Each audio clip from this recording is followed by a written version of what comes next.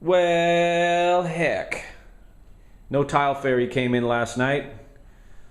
Dang it. I guess that means I gotta do it. It is, who cares what it is? It's Wednesday, that's what it is. And I just, I just threw down a large coffee down my gullet and I'm ready to get some work done. It's not first thing in the morning and I don't feel like laying tile today. So you're not going to get a tile video out of this. However, what you will get is what I plan on doing is getting the plaster done today and then getting the floors seams done and this seam here done, and I'll show you how I like to do that. And then tomorrow, Thursday, I'll come in here bright and early. I did bring my tile saw with me today. It's downstairs in the truck. I'm going to set up a cutting station. But I figure by the time I get all this work done here, it's going to probably be, I think it's about 11 o'clock now. I had to place some window orders. I got some 20 windows to install in one place and then 2 big sliders and a couple windows to install in another place. And I got those orders done this morning. So it took me a while to get here, but I ramble, I babble, I babble, I ramble. I'm going to do what I got to do. And then tomorrow I'll come in with 2 cups of coffee in my skull and be able to have the patience to start laying this place out. So with that being said, let me get some tools and I'll show you how we do this. Okay, not but a few minutes later, I have put the fiber tape on the seams of the cement board, including the inner corner there.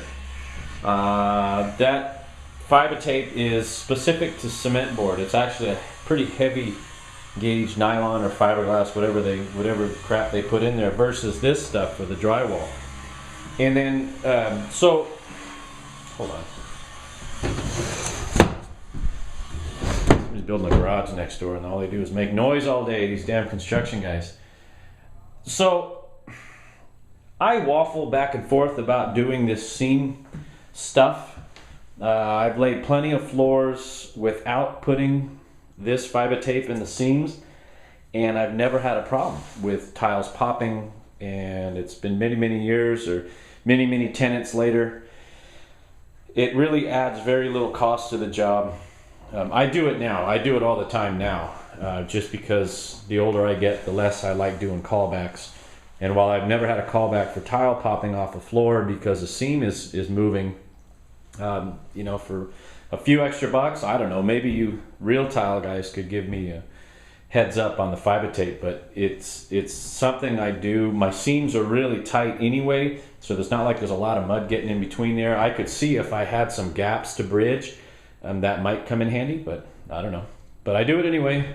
It doesn't take but 45 seconds to take this whole bathroom off. And like I said, the roll of that gray stuff right there costs nothing. It's like $4, $4.50 or something for that big fat roll. And that'll last me more than one job. So, pennies, right? Pennies. I get zooked in enough other places that are spending a few extra bucks down here. But anyway, and then now here's my theory on the walls. And I've mentioned it before that there are folks that I know that do tile that would go right over this purple as it sits and use a pre-mixed tile mastic, the stuff that comes in like 45-pound buckets, and you just... And that's what I'm going to use, but I like priming and sealing. I like hitting the heads, kind of like a fire tape thing. Single coat on the head, single coat on the seams, just to kind of tie everything together. And then I put a coat of primer over everything, and I'll tell you, the reason, I think I've mentioned this in a previous video, but I'm going to say it again, because I have a tendency to repeat myself. So I think I may have mentioned this in a previous video, but I'm going to say it again, because I have a tendency to repeat myself. I find that glue sticks better when you're dealing with a paper-backed product like this, sheetrock, drywall, gypsum board, whatever you want to call it. I find that glues stick better when you bind the paper with paint. So I'll come in with latex paint, a primer, right? Primer. Now I'm not talking about top coats, but and that'll bind the paper, and that will bind any dust that happens to be in the paper with the paint, and it gives your glue just a really good surface to stick to. I've always done it that way. I've never had a problem sticking tiles directly to sheetrock. I have bathrooms I've done 15 years ago in rentals that just get knocked to hell, but the damn tiles stick to the wall. I do put the fiber tape in these corners, and I don't even honestly think that's really necessary. I don't think that the fiber tape adds any more or less structural stability to the drywall. But I do it just out of habit, which, you know, like I said, I don't know if that's right or wrong. And here's another thing I found too. I don't put fiber tape on the seams between the old plaster walls, and I deal a lot with these old plaster walls and these old houses, but I don't put fiber tape on the seam here. And the reason is that these are smooth walls. These are very smooth walls. This actually adds thickness. Even paper adds thickness. The paper tape, which I've used a ton of the paper tape too, but this stuff's self-adhesive, so it's way easy. And it adds thickness, and you want a smooth transition. In this case, you want smooth transition between your plaster wall and your sheetrock.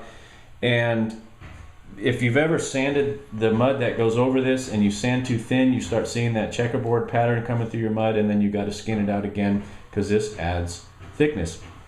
So what I use, if you use regular premixed topping compound or regular premixed joint compound, the stuff that takes 24 hours to dry, it's going to crack. A big repair like this will crack, I guarantee it, and you'll be very, very unhappy. Now what I use is, well, this particular one is a Westpak, but only West Pacific because that's what they had at the store I was at. But I use a fast set. This stuff comes in dry form, and you mix it with water, and it's usually, it says light 5, but in about 15 minutes you can't even work this stuff anymore. But what I love about this stuff is that it does not shrink. And then so it doesn't sand very well, but this stuff doesn't shrink. So I'm gonna use a fast set 5 as my first coat, which is what I used here. And I'll show you, those are pretty heavy patches. And then I'm gonna top it off with this 20-minute mud, which is easy sand. This stuff's made by Sheetrock. That's their brand name. So this stuff sands pretty easy, but I love this stuff because it dries fast. And it's not that stuff you have to wait 24 hours minimum depending on the humidity. But for example, this was, if you remember in the previous videos, you know, this is 5/8 of an inch thick, and it's several inches, 3.5 inches thick this way, and it goes across a good 9 inches. And there's not one crack where the plaster meets the topping compound or where the topping compound meets the sheetrock. There's no cracking, nothing. Which I like it. That stuff does not crack. I don't need to put this fiber tape. I've had really good luck with making repairs like this. And this is just the first coat. I just had mixed up some mud to see on some other repairs in the house here, and I had mixed too much, so I threw some up here. But no shrinky. And I'm going to do that here, one coat here. This is probably going to take a couple of coats. So yeah, that's about all I got on that. So the bag of 5-minute mud's gone. I'm now getting into this 20-minute easy sand.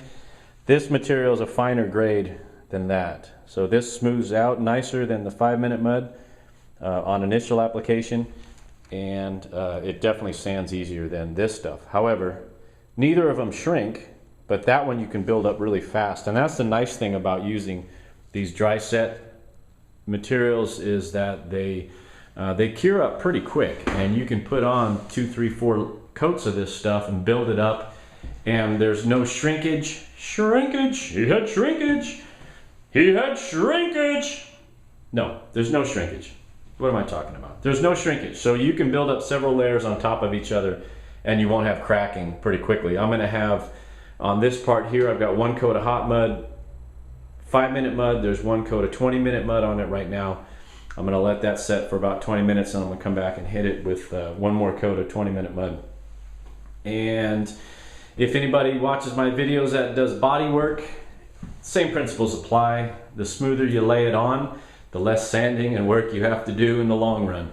And it's much easier to get a smooth surface while it's wet than it is trying to sand one in there. Obviously, I have to mix some more for that little section there. There's a difference in color you can see.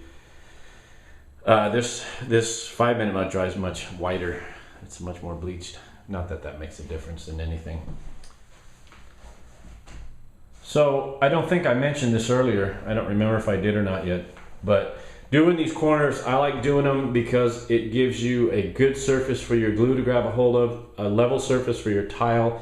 I'm not likely going to sand any of this. Sometimes I'll shape this outer corner. I'll shape it with a little bit of sandpaper to make sure that's good and square so the tile stays on there nice. However, another thing to consider when you fill in stuff like this is that you're really diminishing the path of travel for small insects such as ants, such as cucarachas. Mice are a little bit bigger, and they're a little more chewy, destructive. But this place I'm working in now is a long shot from a roach motel, but it's a good practice to get into to reduce the conduit that the bugs use to get into your house. It keeps drafts down, it keeps dust down, pollens and allergens and all that kind of happy horse stuff. So it's just a good habit to get into. Fill all your seams as you go, make things nice and tight. You know how it is. Okay, I'm off to do some more 20-minute mud. I'll be right back. So I still have about a quarter. I used about a quarter of this bag. That's a 20. How many is that? 25? Oh, 18. It's an 18-pound bag. It only took about a quarter of that bag. It took about half of the 5-minute mud. Because some of those patches were pretty thick. But we have 2 coats of mud on the wall of the 20-minute. I'm not doing anything down below. I'm not even sanding because it just doesn't matter. Yeah, look at that. I'm gonna let that dry, cure. It's actually cure, not dry. I'm gonna let this stuff cure. This one was a quickie. It's time to go. I ran mortar in the seams with that tape. See, it's already really starting to kick. Soaks right into this wood, and that is with bonding agent. I did use a plaster adhesive, concrete and plaster adhesive. I ran it on that edges just because I mixed too much, as usual.